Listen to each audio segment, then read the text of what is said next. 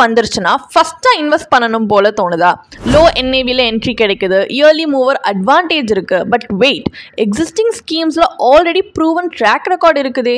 So the big question is new ஆப்பர்ச்சுனிட்டியா இல்லை tested ஸ்டெபிலிட்டியா? இதை பற்றி இன்னும் டீட்டெயிலாக தெரிஞ்சுக்கதா இங்கே நம்மளுடைய chief financial planar mister Ramalingam இங்கே நம்மளை கைட் பண்ண இருக்காரு. மிஸ்டர் ராமலிங்கம், நீங்கள் இப்போ டேக் ஓவர் பண்ணலாம். மியூச்சுவல் ஃபண்ட்ல NFO-ல இன்வெஸ்ட் பண்றது. NFO அப்படின்னா நியூ ஃபண்ட் ஆஃபர். ஒரு ஃபண்டோட NAV 10 ரூபீஸ்க்கு அவைலபிளா இருக்கு, புது ஃபண்டா லான்ச் பண்றாங்க, அப்ப இன்வெஸ்ட் பண்றோம். இதுல ஜென்ரலா ஒரு மிஸ்கன்செப்ஷன் என்ன இருக்கும்னா, நான் ஒரு 1 lakh இன்வெஸ்ட் பண்றேன் அப்படின்னா எனக்கு 10,000 யூனிட்ஸ் கிடைக்கும், ஏன்னா பேஸ் வேல்யூ 10 ரூபீஸ் தான் இருக்கு அப்படின்ற மாதிரி. ஸோ 10 ரூபீஸ் பேஸ்ல ஆரம்பிக்கிறதுனால எனக்கு கம்மியா இருக்கு அப்படின்ற ஒரு கான்செப்ட்ல எல்லாருமே NFO-வை மார்க்கெட்ல புஷ் பண்றாங்க. வேறஸ் நான் மார்க்கெட்ல ஆல்ரெடி இருக்கிற ஸ்கீம்ல இன்வெஸ்ட் பண்றேன்னா NAV 20 ரூபீஸ் இருக்கும், 100 ரூபீஸ் இருக்கும், I will get less number of units அப்படின்னு சொல்லி நினைக்கிறாங்க. உண்மை என்ன அப்படின்னா, ஒரு ஃபண்டோட NAV 10 ரூபாய் இருக்கிறதுனாலயோ 20 ரூபாய் இருக்கிறதுனாலயோ 100 ரூபாய் இருக்கிறதுனாலயோ நமக்கு ரிட்டர்ன்ஸ் கூடவோ குறையவோ போறதில்லை.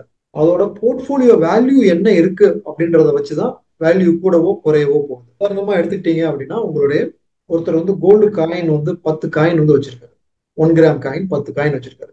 இன்னொருத்தர் வந்து ஒரே ஒரு 10 கிராம் பார் வந்து வச்சிருக்காரு. ஸோ ரெண்டுக்குமே வேல்யூல டிஃபரன்ஸ் இருக்குமா அப்படின்னு பாத்தீங்கன்னா வேல்யூல டிஃபரன்ஸ் இருக்காது. நம்பர் ஆஃப் காயின்ஸ் அதிகமா வச்சிருக்கிறதுன்றது ஒரு பெனிஃபிட் கிடையாது.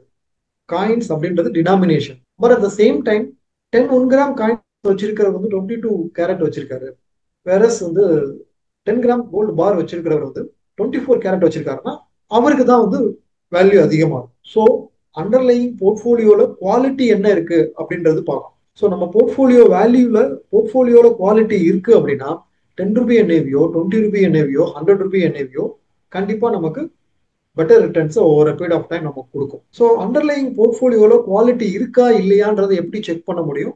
அங்க ஒரு போர்ட்ஃபோலியோ இருந்தாதான் முடியும். NFO-ல போர்ட்ஃபோலியோவே கிடையாது, பிளைண்டா தான் இன்வெஸ்ட் பண்ண வேண்டியது இருக்கு. ட்ராக் ரெக்கார்டு என்ன இருக்கு அப்படின்றத நம்மளால செக் பண்ண முடியாது. ஸோ அண்டர்லையிங் குவாலிட்டியை NFO-ல செக் பண்ண முடியாத காரணத்தால NFO-வை அவாய்ட் பண்றது பெட்டர். NFO ரீஓப்பன் ஆனா கூட ஒரு 3 to 5 years வெயிட் பண்ணி அந்த ஃபண்டோட ட்ராக் ரெக்கார்டு எப்படி இருக்கு அப்படின்னு பார்த்துட்டு அதுக்கப்புறமா நம்ம இன்வெஸ்ட் பண்ணலாம். இப்போ உதாரணமா வந்து நம்ம வந்து ஒரு ஸ்கூலோ காலேஜோ நம்ம வந்து செலக்ட் பண்றோம், நம்ம படிக்கிறதுக்கோ இல்லை பசங்களை சேர்த்து விடுறதுக்கோ நம்ம செலக்ட் பண்றோம் அப்படின்னா அதோட ட்ராக் ரெக்கார்டு எப்படி இருக்கு அப்படின்றதான் பார்ப்போம்.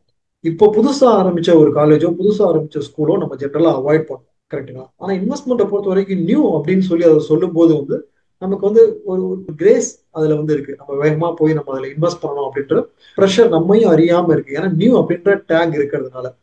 அந்த நியூ அப்படின்ற டேகுக்கு பின்னாடி என்ன இருக்கு அப்படின்னா, this is not tested, this is not proven, அதுதான் நியூ அப்படின்றதுக்கு பின்னாடி இருக்கு. பட் அதை வந்து நியூ அப்படின்ற பேர்ல சொல்லும் போது வந்து நமக்கு இது வந்து நாட் டெஸ்டட் நாட் ப்ரூவன் அப்படின்றது மறைஞ்சு போயிடுது, நமக்கு அது தோண மாட்டேங்குது. NFO அப்படின்ற போது ஒரு எக்ஸைட்மெண்ட் வருது. ஏன் அப்படின்னா அது நியூ அப்படின்ற ஒரு டேக் இருக்கிறதுனால.